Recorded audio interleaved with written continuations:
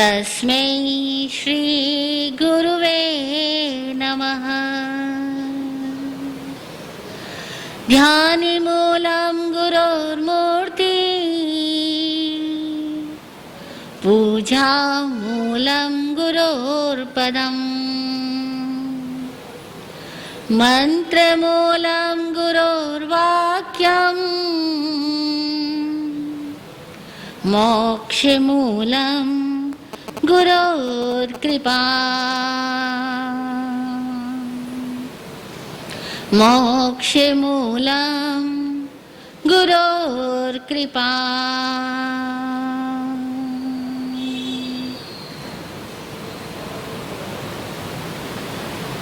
अनेकांत सृष्टि को अभंग देखने वाले अरहंत परमात्मा आप्तज्ञानी सद्गुरुदेव आगम ज्ञान को भाव वंदना। उपस्थित भव्य आत्माओं की भव्यता को प्रणाम। सीक्रेट्स ऑफ जैनिज्म के सेकंड पार्ट की 4th क्लास में आप सबका स्वागत है। हम सेकंड पार्ट में जैन लाइफ स्टाइल के बारे में चर्चा कर रहे हैं। कैसे एक बालक जैन हो जाता है अगर उसे बचपन से ही समभाव में रहने की शिक्षा दी जाए, अगर उसे बचपन से ही मर्यादित जीवन जीना सिखाया जाए, अगर उसे बचपन से ही गुणों की भक्ति करना सिखाया जाए, गुणों की अनुमोदना करना सिखाया जाए, गुणानुरागी बनना सिखाया जाए, अगर उसे बचपन से ही शिकायत रहित होना सिखाया जाए, आभारी बनना सिखाया जाए, अगर किसी को जीवन के प्रारंभिक काल में ही अपनी सुख सुविधाओं को, प्राप्त साधनों को मिल बांट करके भोग करना सिखाया जाए, शेयरिंग और केयरिंग सिखाई जाए, तो प्रारंभिक काल से ही जैनत्व के संस्कार जीवन में घटित होने शुरू हो जाएंगे।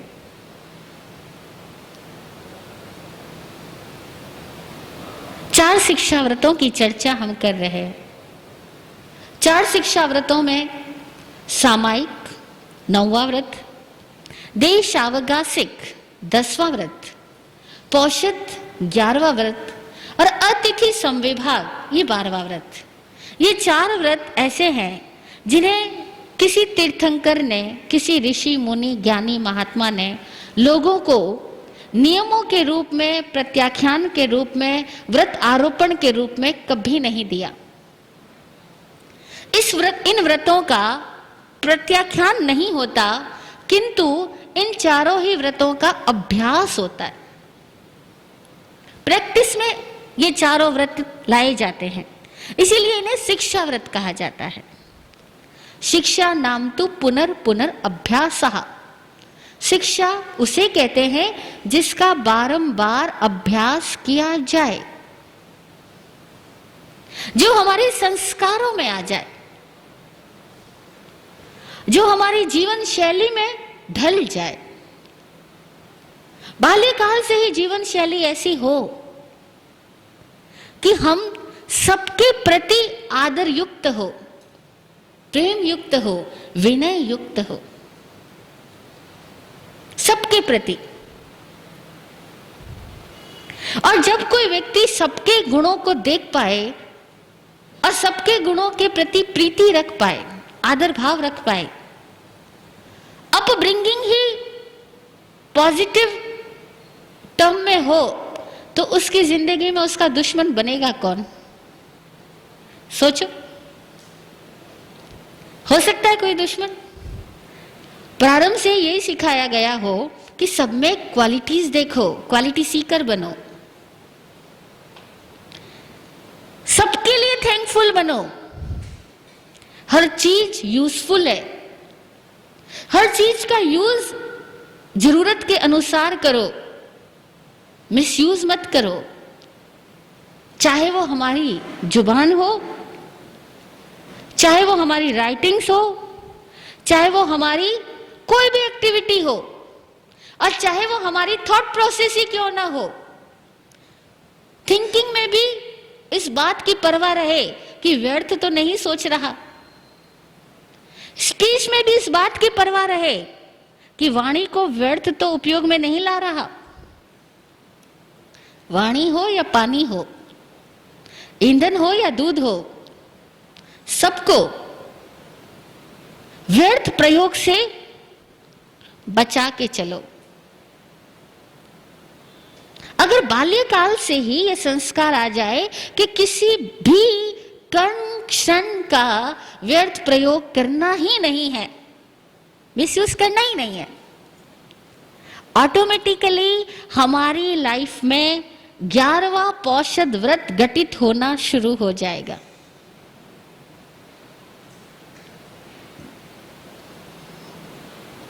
पौषध व्रत का मतलब है वह जो पोषण दे उसे धारण करना।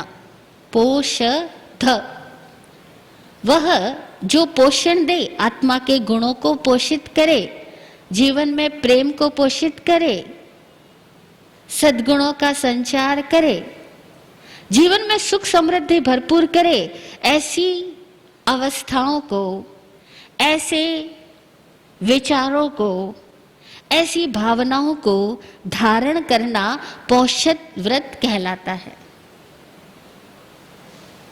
अगर करने योग्य को किया जाए, अकरने योग्य को हमेशा उससे बच करके चला जाए, तो कोई कारण नहीं कि जिंदगी में हमारा कभी कोई वैरी पैदा हो। ख्याल कर लें, वही वही लोग हमारे दुश्मन बने जहां जहां हमने वचन विचार क्रियाओं का दुरुपयोग किया, अनावश्यक प्रयोग किया। अगर हमने अपने वचन विचार और शारीरिक क्षमताओं का कभी दुरुपयोग नहीं किया होता तो न कोई हमारा दुश्मन होता, न कोई हमसे दुश्मनी मोल लेता। हमारे मन में भी किसी के लिए दुश्मनी का भाव पैदा नहीं होता और हमारे लिए औरों के मन में भी पैदा नहीं हो सकता था, औरों के मन में भी पैदा नहीं होता। हमारा विवेक हर घटना में हमें बच के चलना सिखाता, जग के चलना सिखाता, हंस के चलना सिखाता। पौषध व्रत के 3 आयाम,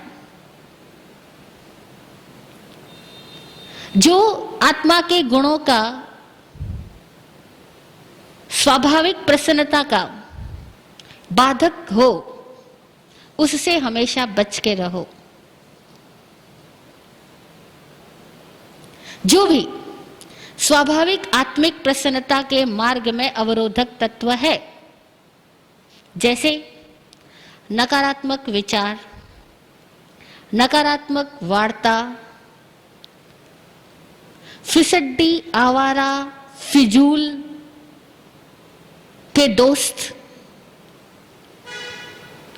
अनैतिक इच्छाएं, असामाजिक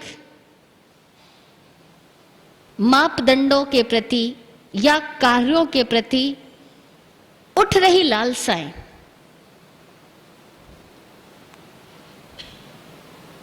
उठती है। खूब धन हो जाए, चोरी करके भी आ जाए, चाहे उसकी बीवी मेरे पास आ जाए, किसी को पता ना लगे, चाहे ऐसी अनेकों लालसाएं उठ सकती है। सबसे बच के चलो। जो भी हमारी स्वाभाविक आत्मिक उन्नति में बाधक है, उन सारे निमित्तों से बच के चलना पोषद का पहला आयाम। इसीलिए बाल्यकाल से ही माता पिता हमें बच के चलना, टल के रहना सिखाते हैं। किसकी संगत करना, किसकी नहीं करना, इस बात पे ध्यान देना आवश्यक है। यह एक शाश्वत सत्य है कि कंपनी इफेक्ट डालती है। संगत की रंगत आती ही है। कॉन्शियसली आए, सबकॉन्शियसली आए, अनकॉन्शियसली आए, रंगत आ ही जाती है। काजल की कोठरी में कितो ही सयानो जाए, काजल को दाग भाई लागी है पे लागी है। कोई व्यक्ति कहे काजल की कोठरी में से गुजर जाऊं और काजल का दाग जरा भी न लगे, तो कहीं न कहीं कुछ न कुछ तो छू ही जाता है और दाग लग ही जाता है। इसीलिए जो चीजें हमारे मन में दाग के रूप में, घाव के रूप में प्रभाव पैदा करने वाली है, उन सारे निमित्तों से बच के रहना पौषध है। और बच के तभी रह पाओगे जबकि जागृत होकर के निमित्तों को छानना सीखोगे। जब तक फिल्टर करना नहीं आएगा, निमित्तों को छानना नहीं आएगा, तब तक बचना कैसे आएगा? इसीलिए बच के चलने के साथ जग के चलना एक आवश्यक सूत्र हो गया। पौषध का दूसरा आयाम है जग कर चलो। छानना सीखो। किसकी बात सुननी, कहां तक सुननी, किस विषय से संबंधित हो तो सुननी। कई बार लिहाजवश हम ऐसी बातों को सुनने बैठ जाते हैं, हटते नहीं है। जो बातें वक्ता को भी परेशान ही करेगी बोलते समय और श्रोता के जीवन में भी दुख के कांटे ही बोएगी, फिर भी हम सुनते रहते हैं लिहाजवश। उस लिहाज को आध्यात्मिक क्षेत्र में हेय माना गया है, त्यागने योग्य माना गया है। समझदार आदमी को लिहाज नहीं करना चाहिए। बड़ी उल्टी बात कह रही हूं, क्योंकि आप लोगों का व्यवहारिक सत्य यही है कि महाराज जी लिहाज तो करना पड़ता है, औपचारिकता तो निभानी पड़ती है। कोई आए और अपने घर के दुख दर्द सुनाए, कोई आए अपनी बीमारी, तंगी, बेचैनी, परेशानी, इच्छाओं, ख्वाब, वासनाओं की बातें करे, तो सुनना तो पड़ता है ना। नहीं, इस अर्थों में जैनी बिल्कुल अभय होता है, अनौपचारिक होता है, स्पष्ट वक्ता होता है, लेकिन सविनय वक्ता होता है। विनय पूर्वक कह दे, अरे भाई साहब बीमारी है, चर्चा करके काहे को बढ़ाना, आओ दूसरी बात करें। तंगी है, परेशानी है, इस परेशानी में दूसरे लोगों में बुराइयां नजर आना स्वाभाविक है, क्योंकि जब आपकी कमाई नहीं होती तो हो सकता है पत्नी से भी अनबन हो जाती है, बच्चों से भी नहीं बनती, भाइयों में भी दोष दिखलाई पड़ जाते हैं। आपकी अपनी कमाई हो रही होती तो आपको अपने परिवार वालों में भी शायद इतने दोष दिखलाई नहीं पड़ते। कोई बात नहीं ना, इस टॉपिक को छोड़ दो ना, अपन दूसरी बात करें।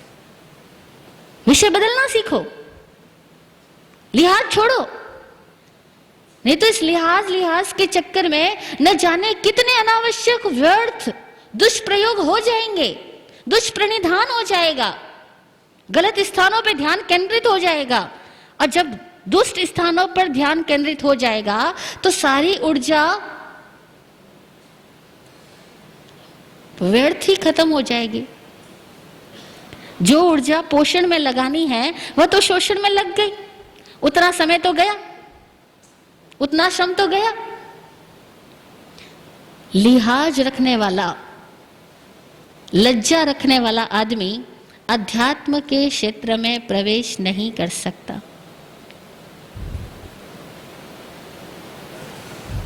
चाहे आपको भौतिक जीवन में सफलता का शिखर छूना हो, चाहे आपको आध्यात्मिक होना हो, दोनों ही अर्थों में अनौपचारिक बेलिहाजी तो होना ही पड़ेगा।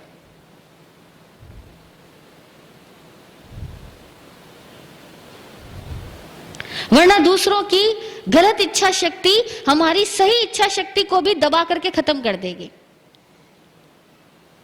और अनेकों लोगों को हमने देखा है, अनेकों महिलाओं को देखा है जिनकी भावना बड़ी पावन थी, बड़ी पवित्र थी, लेकिन लिहाज लिहाज लिहाज लिहाज के चक्कर में उन लोगों ने दुष्ट आत्माओं के दुष्ट संकल्पों को अपने जीवन में हावी होने दिया और आखिरकार उनके हृदय की पवित्रता नष्ट हो गई। और कुछ समय तक तो लिहाज में आदमी ने मजबूरी से व्यवहार को ढोया और उसके बाद में जिनके प्रति वो लिहाज रखती थी उनके प्रति तीव्र दुर्भावना और द्वेष से ग्रस्त होकर के प्रतिशोध की भावनाओं में उबलने लगी। पहले किया लिहाज, फिर आई दुर्वासा, दुर्भावना। पहले से ही लिहाज नहीं किया होता तो शायद ये दुर्भावनाएं भी इतने प्रबल रूप में उसको बाद में तंग करने नहीं पहुंचती।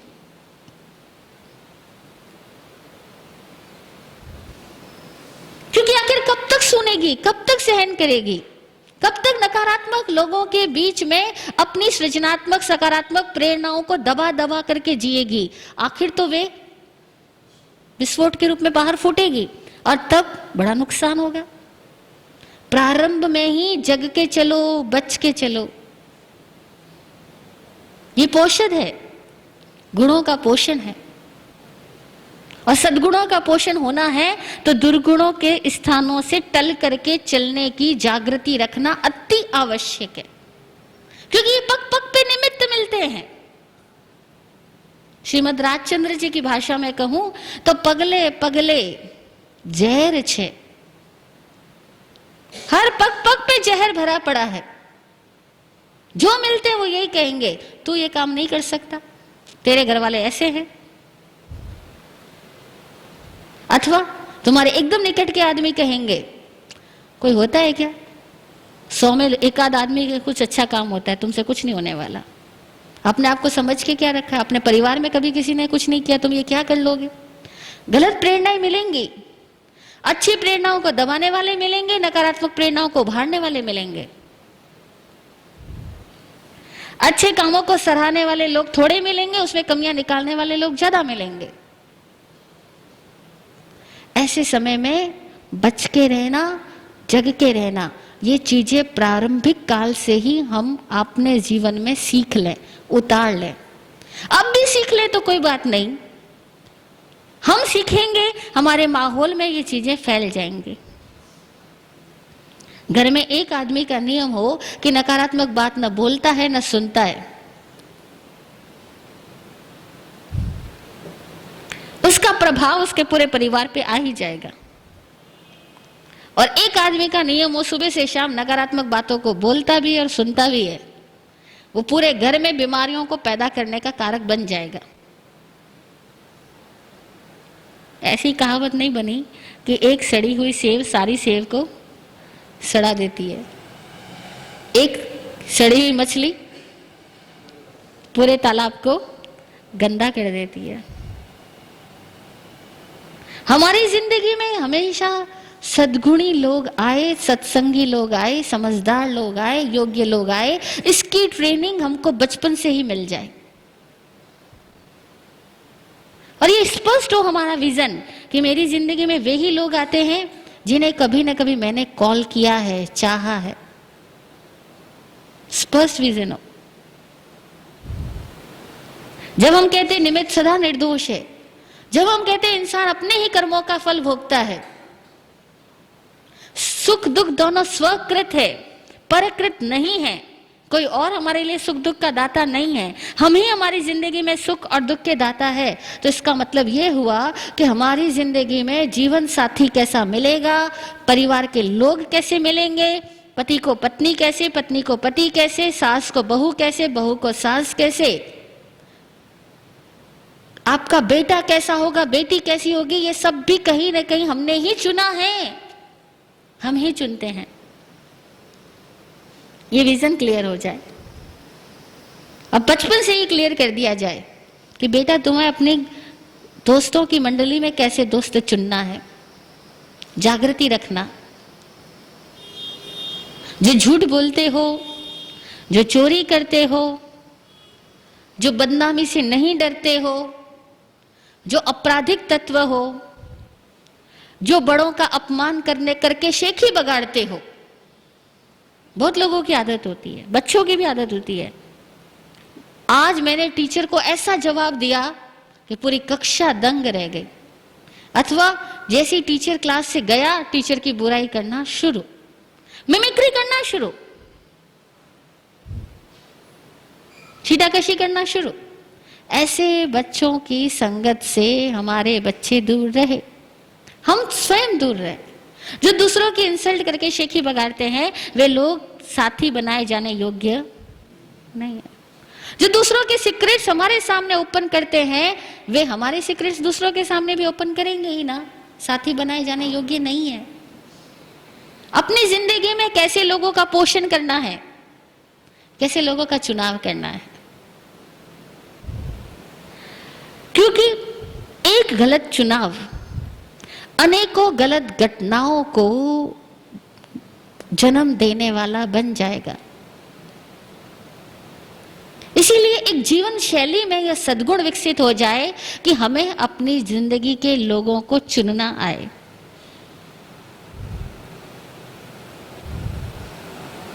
गलत आदमी से प्यार करके कितनी आत्माओं ने दुर्गति का रिजर्वेशन करवा लिया, कितनी आत्माओं ने। इस दुनिया में पुण्य भी संगत के प्रभाव से हो जाते और पाप भी संगत के प्रभाव से हो जाते। इस दुनिया में मुक्ति भी प्रबल सकारात्मक निमित्त के सहयोग से हो जाती है और सातवीं नरक भी हो जाती है।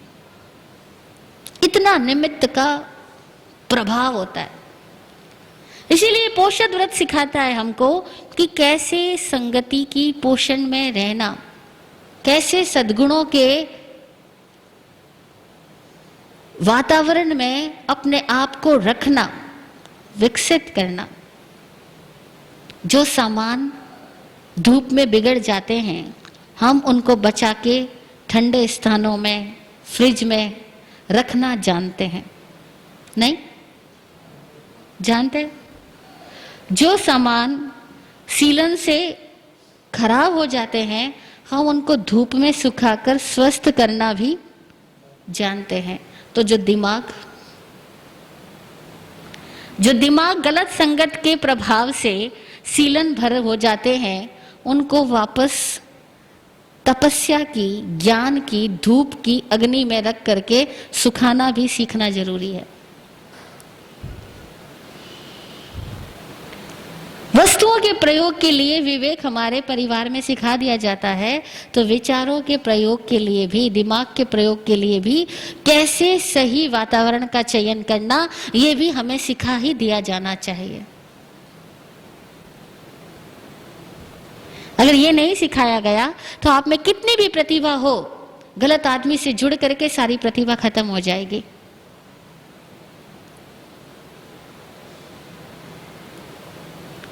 हजारों, लाखों, करोड़ों लोग बेहद प्रतिभाशाली होते हुए भी गलत स्थान, गलत व्यक्तियों की संगत की वजह से अपनी प्रतिभाओं को न कभी पहचान पाए, न कभी उघाड़ पाए, न कभी उसका सदुपयोग कर पाए, न स्वयं सुखी हो पाए, न दुनिया को सुखी कर पाए। ये करोड़ों अरबों असफल लोगों की कहानी है। जैन जीवन शैली हमें सफल होना, सुखी होना, शांत होना, तनाव मुक्त जीना सिखाती है। चाहे आप किसी भी धर्म के हो, चाहे आप किसी भी जाति संप्रदाय के हो, किसी भी पंथ परंपरा को मानने वाले हो, कोई फर्क नहीं पड़ता। जीवन हमेशा हमारी भावनाओं से गति करता है और हमारे विवेक के अनुसार ही इसकी दिशा तय होती है। और विवेक को जागृत करने के लिए जो भी उपाय किए जाते हैं, वे सारे उपाय पोषद व्रत के अंतर्गत आते हैं।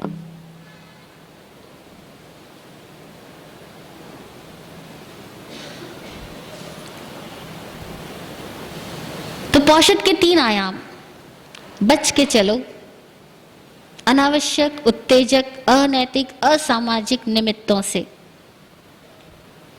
कषायों को प्रेरित करने वाले हालातों से, दुख दर्द भरी दास्तानों से, वियोग और पीड़ा की अनुभूति लाए ऐसे गीतों, फिल्मों, कहानियों, उपन्यासों से। सैड सॉन्ग्स भी मत गाओ, ऐसी मूवीज भी मत देखो जिसका इम्पैक्ट आपके ऊपर पड़े और आपके दिल दिमाग के अंदर दुख की अनुभूति कई घंटों तक, हो सकता है कई महीनों तक अंकित हो जाए। सेलेक्ट करो, सिलेक्शन पावर हम सब में है ही, उपयोग करना है, जागृत करना है। तो पौषध का पहला आयाम बच के चलो। दूसरा है जग के चलो। हर चीज को छान कर लो। पानी बिना छाने नहीं पीना, दूध बिना छाने नहीं पीना। आपके आस पड़ोस में कौन रहते हैं, उनमें से किस से बात करनी है पहले छान लेना। पड़ोसी कई तरह के लोग होंगे, लेकिन आपको उन पड़ोसियों में से कौन से पड़ोसी के साथ में मित्रता बढ़ानी है फिल्टर कर लेना। कहीं किसी ऐसे सट्टेबाज के साथ मित्रता कर ली कि जिन्होंने बातों बातों में तुमको उकसा करके तुम्हारे पैसे को भी सट्टे में लगवा दिया, और उसके बाद में पता लगा कि तुम्हारा घर कब खाली हो गया और कब तुम जूतियां घसीटते हुए औरों के घरों में उधारी मांग रहे हो अथवा उधार मांगने वालों से अपना मुंह छुपा रहे हो।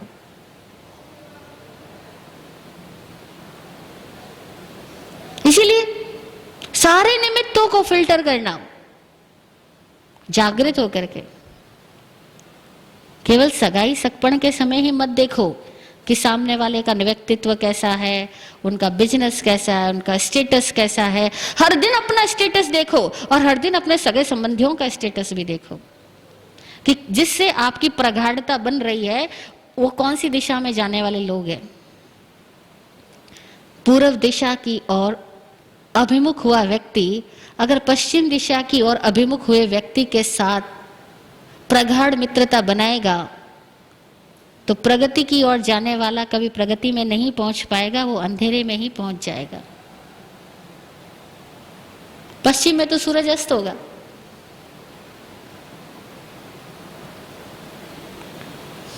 दिव्य शक्तियों का आराधक अगर किसी तांत्रिक का चेला बन जाएगा, उसका साथी बन जाएगा, तो वो दुष्ट शक्तियों का उपासक बनने में देर नहीं लगाएगा। इसलिए जिस दिशा में जाना हो उसी दिशा के देवता की भी आराधना करनी। जिस दिशा में नहीं जाना हो उस दिशा के देवता की आराधना भी नहीं करनी। देवता का भी चयन करना जैन जीवन शैली सिखाती है कि आपके घर में कौन से प्रकार के देवी देवताओं का आपने स्थान बनाया है। आपके जेहन में किस देवी देवता के प्रति पूजा अर्चा श्रद्धा भक्ति की भावना पैदा हुई है। वो देवी देवता कौन सी प्रकृति का है, सात्विक है, राजसिक है या तामसिक है, सतोगुणी है।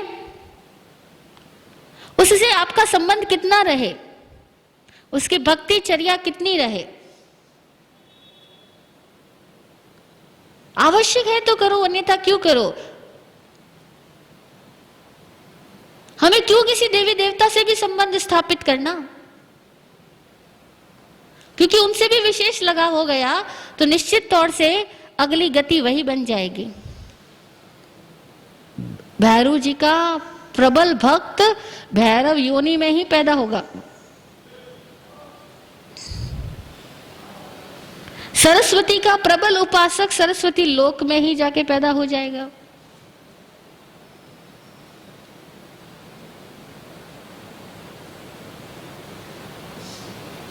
काली का उपासक शक्ति की पूजा कर रहा आदमी अपने भीतर ऐसे लेश्याओं को आह्वान कर लेगा कि उसके द्वारा भी कहीं न कहीं कोई न कोई शक्ति प्रयोग हो ही जाएगा। और तब जनता में वाहवाही बन जाएगी और उसकी आत्मा का पतन हो जाएगा। बड़ा विचित्र है। इसलिए जैन जीवन शैली ये भी सिखाती है कि किस तरीके के देवता की पूजा करनी। एक अर्जुन माली का उदाहरण ही काफी है। उसने जिस यक्ष की पूजा की, उस यक्ष के भीतर में भी गजब की हिंसक भावनाएं बाकी रही हुई थी, वासनाएं बाकी रही हुई थी। यक्ष तो बन गया, कुछ तप के प्रभाव से, कुछ उदारता के प्रभाव से, कुछ परोपकार कर लिया था पिछले जन्मों में, लेकिन दुखी था, मन ही मन कुंठित था। और वो सारी कुंठाएं उसने अर्जुन के शरीर में पहुंच करके पूरी करी। अर्जुन की गलती क्या थी कि जिस यक्ष की वो पूजा करता था, उसने कभी उस यक्ष के व्यक्तित्व का विश्लेषण नहीं किया।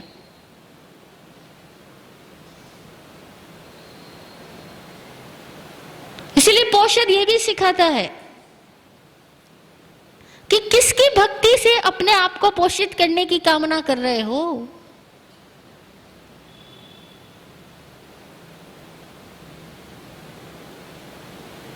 भूत प्रेत पिशाच यक्ष राक्षस किन्नर किमपुरुष गंधर्व अनेकों योनियां हैं। जिस योनि के देवता की आराधना करोगे, कहीं न कहीं उसी योनि के साथ गठबंधन हो जाएगा। जिस तरह के साधु की भक्ति करोगे, क्रियावादी साधु की भक्ति करोगे, धीरे धीरे क्रियावादी बन जाओगे। विनयवादी साधु की भक्ति करोगे, धीरे धीरे विनयवादी बन जाओगे। तापस साधु की भक्ति करोगे, धीरे धीरे तापस बन जाओगे। हठी जिद्दी दंभी साधु की भक्ति करोगे, धीरे धीरे संगत की रंगत आए बिना नहीं रहेगी। यही सारे दुर्गुण उसमें भी आ जाएंगे। इसीलिए साधु संगत करनी तो भी सोच लो कि उस साधु का व्यक्तित्व कैसा है, फिल्टर करो। मत बोलो धर्म के नाम पे दिमाग लगाने की कहाँ जरूरत है, फिल्टर करने की कहाँ जरूरत है। तो मैं आपको कहती हूँ, समण भगवान महावीर स्वामी का ही वचन कि उन्होंने कहा, धर्म को भी प्रज्ञा के द्वारा समीक्षा करने के बाद ग्रहण कीजिएगा। पन्ना समीक्षय धम्मम, उत्तराधन सूत्र में लिखा है 23वें अध्याय में, पन्ना समीक्षय धम्मम, धर्म की समीक्षा प्रज्ञा के द्वारा हो। गलत साधु का चयन कर लिया, चाहे उसके पास में धन बल कितना हो, जन बल कितना हो, यश बल कितना हो, शोहरत कितनी हो, उसकी संस्थाएं कितनी भी चलती हो, लेकिन अगर उस साधु के व्यक्तित्व में कुंठाएं मिश्रित है, जिद्द मिश्रित है, अभिमान है, दुर्विनीत है वो साधु, पुण्यवान तो है, सामग्री बहुत है, दुनिया में नाम बहुत है, लेकिन अगर उस साधु का व्यक्तित्व कुंठाओं से ग्रस्त है और उसकी तुम आराधना करते हो, उसके घर में फोटो भी लगाते हो, तुम्हारे घर में अनेकों प्रकार के कलह क्लेश होने प्रारंभ हो जाएंगे। और कितने घर साधु संग से बर्बाद हुए हैं, ये बातें इतिहास में लिखी नहीं जाती, लेकिन चारों ओर देखने पर मिल जाती है कि कितने साधुओं ने आपसी भाइयों के, आपसी साधर्मिक साधुओं के वैमनस्य के कारण जनता को राग द्वेष के अंदर घसीट डाला और जनता के लिए नरक निर्मित करने के वे निमित्त बन गए। इसीलिए ऐसे साधुओं से भी दूर रहो। हर किसी साधु की पर्युपासना नहीं की जाती है, जैन धर्म ही कह रहा है ये भी बात। सेवा कर लो, पर्युपासना नहीं। सेवा करो हर साधु की, जिसने भी घर बार त्याग कर दिया उसकी आवश्यक जरूरत को पूरी करने में सहयोगी बनो। उसको कपड़ा चाहिए, उसको स्थान चाहिए, उसको आहार चाहिए, उसको स्थान चाहिए, जो भी उस साधु की जरूरत है सब पूरी कर लो, लेकिन उपासना किसकी करना, भक्ति किसकी करना, समीप किसके जाके बैठना, उसी के समीप जाके बैठना जो ग्रंथियों से रहित हुआ हो, जिसके अंदर इंफीरियोरिटी सुपीरियोरिटी कॉम्प्लेक्सेस ना हो, जिसके अंदर अपने ही कोलीग के प्रति कहीं भी दुर्भावना ना हो। और पता लग जाए कि इस साधु के पास जाकर के, एक्स साधु के पास जाकर के अगर वाई साधु की तारीफ कर दो और एक्स साधु नाराज हो जाए, ये परीक्षा का मापदंड है, बड़ा आसान सा। और एक्स साधु नाराज हो जाता है वाई साधु की तारीफ सुन करके, तो वो एक्स साधु हमारे लिए परिउपासना करने योग्य नहीं है। यद्यपि ये बात आपको कड़वी लग सकती है, कठोर लग सकती है, इसके लिए मैं पहले से ही क्षमा भाव प्रसारित कर देती हूं, लेकिन ये हकीकत है कि लड़ाकू साधुओं की उपासना कर ली तो भविष्य बर्बाद हुए बिना नहीं रहेगा, क्योंकि किसी दिन उसकी दृष्टि तुम पर गलत पड़ गई तो तुम्हारा बिजनेस भी चौपट हो जाएगा। और बड़े साधु है, तपस्वी है, लेकिन बड़े जिद्दी है, बड़े अहंकारी है, अपने कलीग के प्रति दुर्भावनाओं से ग्रस्त है। वे जनता को बड़े वैर मुक्ति का उपदेश देते हैं, लेकिन खुद अपने ही साधर्मिक साधुओं के प्रति वैर मुक्त नहीं हो पाए हैं। तो जैन दर्शन स्पष्ट कहता है ऐसे साधुओं को गुरु मत मानना। निगंथो गुरुणो, निर्ग्रंथ गुरु है, जिसमें गांठे नहीं है, राग द्वेष नहीं है, कपट नहीं है, द्रोह नहीं है, मोह नहीं है, वह गुरु है। खैर, पौषध, बच के चलो, जग के चलो, हर निमित्त को छान कर उपयोग में लो। और तीसरा है प्राणी मात्र के प्रति साधर्मिक हर एक व्यक्ति के साथ में हंस के चलो। किसी के दुर्गुण दिखलाई भी पड़ जाए, उन्हें बिना मांगे ना सलाह दो ना उपदेश दो, हंस के उनके साथ व्यवहार करते हुए आगे बढ़ जाओ। समझाने खड़े मत हो जाना, जगड़ने खड़े मत हो जाना, कोई गलत कर रहा है उसको आईना दिखाने खड़े मत हो जाना, बस प्रेम से उससे भी बात करना और आगे बढ़ जाना। संबंध नहीं बनाना है, लेकिन हंसने की मनाही नहीं है, मुस्कुराने की मनाही नहीं है। कोई मिला उससे टेढ़े टेढ़े बैठना नहीं, क्योंकि जितने टेढ़े टेढ़े बैठोगे ना किसी को देख करके, उतना ही वो व्यक्ति आप पर हावी हो जाएगा। नाराजगी भी संबंध स्थापित करवा देगी।